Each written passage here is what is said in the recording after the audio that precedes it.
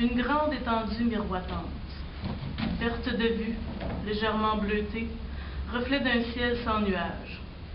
Un mur d'eau se dressait devant lui, limpide et invitant. Sous un soleil brillant, il l'éblouit un instant. Il porta la main à ses yeux, tâchant de ne rien manquer du spectacle qui s'offrait à lui. Sous une faible brise, l'eau ondulait en de petites vaguelettes qui venaient se fracasser sur ses pieds nus. Fraîche sensation qu'il eut envie de ressentir sur son corps tout entier. Il fit un pas, puis deux. L'eau vint caresser ses chevilles. Il soupira en fermant les yeux. Il y avait si longtemps qu'il ne s'était pas baigné. Une seconde, il craignit d'avoir perdu ses notions de natation, mais la tentation était si prenante qu'il n'hésita pas longtemps avant de sombrer sous les flots cristallins. Ses vêtements s'imbibèrent lentement. L'humidité rafraîchissante de l'eau vint enrober sa peau, éteignant ainsi le feu qui la consumait depuis déjà un bon moment. Il avait eu si chaud. Les pores de sa peau s'ouvrirent avec avidité pour absorber goulûment chaque goutte de ce précieux liquide. La sécheresse de son épiderme avait laissé place à un déluge revigorant. La sensation fut telle qu'il eut envie de crier au ciel son contentement. Entre deux respirations, il se rendit compte à quel point c'était un endroit calme. L'eau était synonyme de havre de paix. Rien à voir avec la houle des océans un jour de tempête. La tête plongée, les yeux ouverts sous l'immensité bleuâtre, il se plut à écouter le silence des profondeurs. L'eau emplissait ses oreilles, il n'entendait presque plus rien. À la surface, des courbes sinueuses se dessinaient, traversées par les rayons du soleil ardent, mais le bruit des vagues ne l'atteignait pas. C'était un calme plat, dont il aurait voulu profiter encore un long moment, si ce n'était du souffle qui commençait à lui manquer.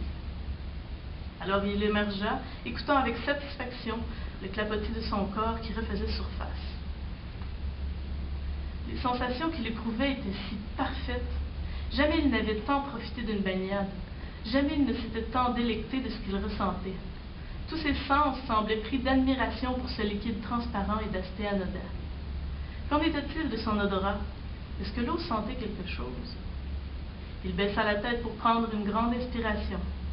D'abord, il ne perçut aucune odeur. Puis, en y réfléchissant, au-delà de son sens olfactif, il décela un parfum minéral, quelque chose qui lui rappela l'eau des sources qui s'écoulaient à travers les rochers montagnards. C'était une eau dépourvue de toute impureté, une eau parfaite qui s'offrait à lui, juste pour lui. Ses pensées s'emballèrent. Il soupira de bien-être trop intense. C'est à ce moment qu'il se rendit compte à quel point il avait la bouche sèche. Il n'avait pas bu depuis des lustres, lui semblait-il. Alors de ses mains, il forma une coupe qu'il remplit du pur liquide pour en combler sa bouche d'une grande gorgée. Sa langue fut caressée par un goût rafraîchissant qui activa ses papilles, si bien qu'il saliva de reprendre une autre gorgée, et encore une autre, jusqu'à ce que sa soif soit totalement étanchée. Il n'avait aucun fond. L'eau pénétrait en lui tel un torrent porteur d'un bonheur inégalé. Il jubilait de pouvoir enfin goûter à la source de toute vie. Il s'imprégnait d'elle, engorgeait la moindre de ses cellules asséchées. Lui qui avait tant aimé l'alcool, il préférait maintenant l'eau. Il aurait pu demeurer ainsi jusqu'à la fin de ses jours à boire un liquide parfait. S'il avait eu des problèmes avant de se plonger dans l'étendue scintillante, il les avait oubliés. Son identité n'avait même plus d'importance, pas plus que ses vêtements immergés ou les objets qu'il portait à sa ceinture. Il n'y avait plus que son corps, dont les 5 sens s'étaient activés pour lui offrir une sensation hors du commun, trop réelle. C'est sous ce déferlement de perfection que s'activa enfin son esprit. Quelque chose clochait dans ce qu'il vivait. Pourquoi ne s'arrêtait-il pas de boire? Il avait beau avoir la plus grande soif du monde, jamais son corps n'aurait pu contenir autant de liquide. Alors, comment se faisait-il que... Peut-être que son imagination lui jouait des tours.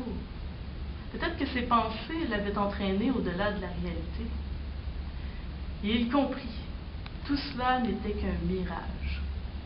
Son cerveau, à peine capable de s'activer, lui fit ouvrir les yeux. Péniblement, ses paupières se retroussèrent pour laisser un spectacle désolant à sa rétine desséchée.